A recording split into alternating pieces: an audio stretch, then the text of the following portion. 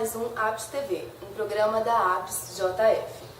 Eu sou Janine Hackbart, estou substituindo o colega Daniel Goulart durante esse mês e hoje você vai poder acompanhar uma entrevista realizada com João Pedro Stedley, direção nacional do Movimento dos Trabalhadores Rurais Sem Terra.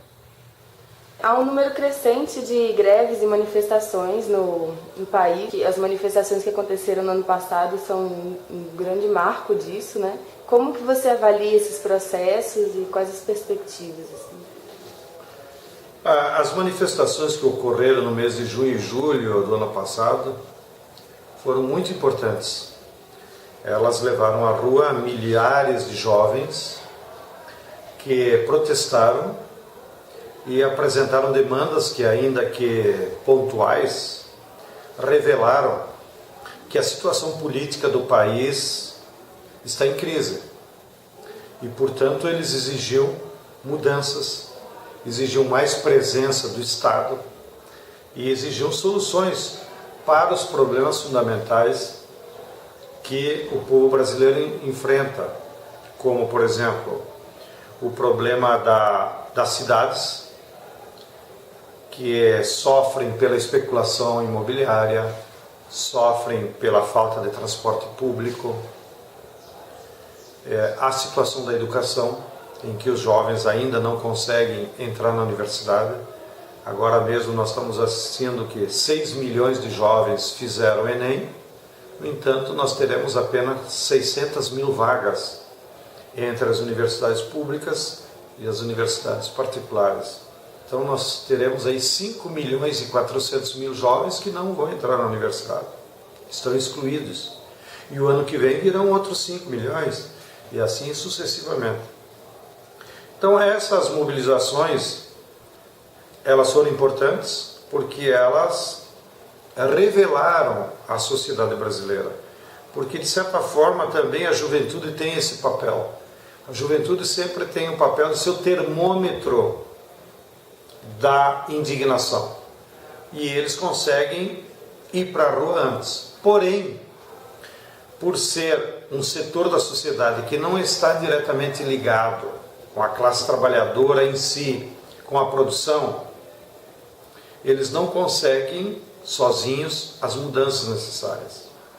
E é por isso que nós temos a expectativa que nesse ano as mobilizações possam voltar, porém voltem juntos com a classe trabalhadora. Sim, qual que é a principal estratégia dos movimentos sociais para acumular forças nesse próximo período, né?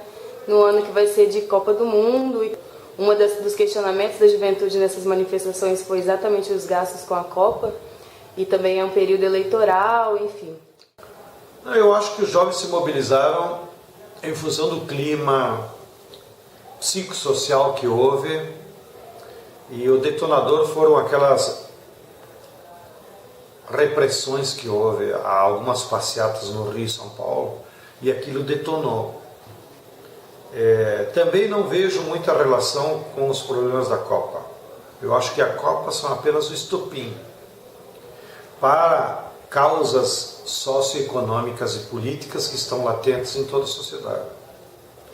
Fruto daquele processo de mobilizações, nós, no segundo semestre do ano passado, construímos uma plenária de movimentos sociais de todo o Brasil, bem ampla, e passamos a nos juntar, a refletir e traçar caminhos comuns.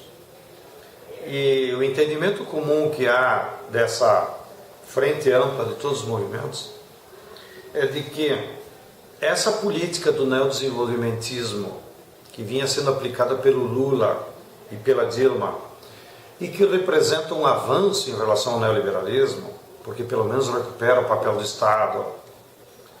Porém, ela é uma política que contemplava todos e contemplava mais ao capital. Essa política bateu no teto. Ela não consegue mais resolver os problemas candentes que está na sociedade e que a juventude denunciou. Você não consegue resolver os problemas de transporte público, de educação, de saúde, se não mexer na taxa de lucro dos capitalistas, sobretudo dos banqueiros, que se apropriam dos juros através do superávit primário. Porém, para nós fazermos essas mudanças necessárias, com o atual Congresso e com a atual correlação de forças do governo, será impossível.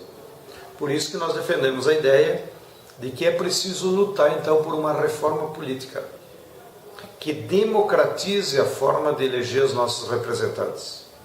E para isso será necessário fazermos uma Assembleia Constituinte soberana que então mude as regras do sistema político brasileiro. E a partir então da Assembleia Constituinte e de uma reforma política, nós tenhamos uma nova correlação de forças que permita fazer as mudanças necessárias para resolver os problemas apontados nas ruas. Uhum. E nesse sentido, os movimentos sociais estão preparando um plebiscito para ser realizado durante esse ano? Sim. Para então nós alcançarmos a reforma política e a Assembleia Constituinte, você precisa acumular força, seja nas ruas, seguindo as mobilizações, seja com a população,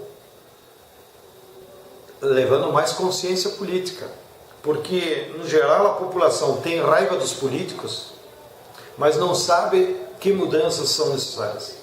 Então é preciso um trabalho permanente, sistemático, um verdadeiro mutirão de conscientização dos movimentos sociais com a população em geral, para discutir com a população que tipo de mudanças políticas você quer. Bem, e a forma de que essas ideias de reforma política se transformem em força política, nós imaginamos como método o plebiscito, que não tem valor legal nenhum, mas ele pode galvanizar milhões de brasileiros que na semana do 7 de setembro votariam se querem ou não a convocação de uma Assembleia Constituinte. E a partir desse resultado, se nós mobilizarmos 20, 30 milhões de brasileiros, nós faríamos uma caravana a Brasília e vamos lá. E além de apresentar para a opinião pública, vamos apresentar para os três poderes, para o Judiciário, para o Congresso, para o Poder Executivo. Olha, o povo brasileiro quer uma Assembleia Constituinte para poder fazer uma reforma política. Para quem sabe, nesse acúmulo de força, nós de fato convocarmos uma Assembleia Constituinte para 2015. E a universidade pública e os professores que trabalham aqui, como eles poderiam contribuir nesse processo para essa transformação, para esse acúmulo de forças? Eu acho que é uma tarefa necessária, urgente e importantíssima. Não só os professores universitários, mas todos os companheiros e companheiras que trabalham como educadores, seja na rede do ensino fundamental, seja no ensino médio, ou mesmo nas atividades educativas dos movimentos sociais. Nós temos que transformar a sala de aula em espaços democráticos de discussão política, para perguntar também para os estudantes o que eles são contra o atual regime e o que eles querem mudar. Porque hoje a universidade brasileira está alienada dos problemas da nação. Mesmo as mobilizações de junho e julho, não foi o movimento estudantil universitário que fez. Sinal que a universidade estava alienada. Quem foi para a rua foram jovens, ou que já tinham saído da universidade, ou que estavam nesse mundo do trabalho sem muita perspectiva. Então é preciso levar para dentro da universidade esse debate de que mudanças nós precisamos na sociedade brasileira, que até aparece nas pesquisas de opinião pública, do Datafolha, do Ibope. O povo fala, 70% da população quer mudanças. Só que quando pergunta que mudanças, eles não sabem direito o que querem.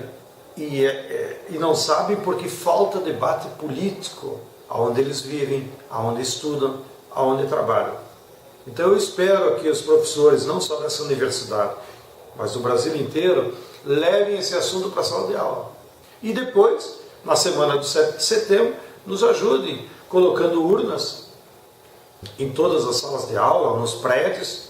E também nós estamos estudando um mecanismo seguro que seja possível votar pela internet, garantindo a segurança de que não haja dupla votação, mas que preencha lá o título de eleitor. Então, espero e eu tenho certeza que a Universidade Brasileira, seja pelos estudantes, seja pelos professores que já têm consciência, se engajem nesse processo. A questão agrária no Brasil é uma questão essencial quando se fala de transformação da realidade brasileira, né? A reforma agrária. E recentemente o MST avaliou o último período como um dos piores para a reforma agrária, comparando inclusive com o período da ditadura. A que fatores se deve esse resultado? É verdade, a reforma agrária no Brasil está parada. E ela está bloqueada nos últimos 3 anos, praticamente nós não conquistamos poucos assentamentos. Embora o assentamento em si não é a reforma agrária. A reforma agrária é um processo de democratização geral da propriedade. E o que está havendo no Brasil é contra a reforma agrária. Ou seja, há um processo de concentração da propriedade da terra e inclusive de desnacionalização, porque muitos capitais estrangeiros têm vindo ao Brasil para se proteger e comprando terras. Que fatores são esses? Primeiro, a lógica do próprio capitalismo, que se internacionalizou. Então, com a crise na Europa e nos Estados Unidos, muitos capitalistas vieram ao Brasil e investiram em terra. Segundo, o preço das commodities a nível internacional subiu muito e com isso aumentou a taxa de lucro na agricultura. E isso atraiu muitos investidores capitalistas que vão lá na agricultura aplicando esse modelo do agronegócio. Então o preço da terra disparou. Depois tem um bloqueio que é dado pelo próprio Poder Judiciário e pela mídia. Ou seja, a burguesia brasileira usa cada vez mais o Poder Judiciário e a mídia como instrumentos contra a reforma agrária. Então, o INCRA tem umas 300, 400 fazendas já desapropriadas, que só falta emissão de posse, e o Poder Judiciário não dá. E a mídia, pelo seu lado, todos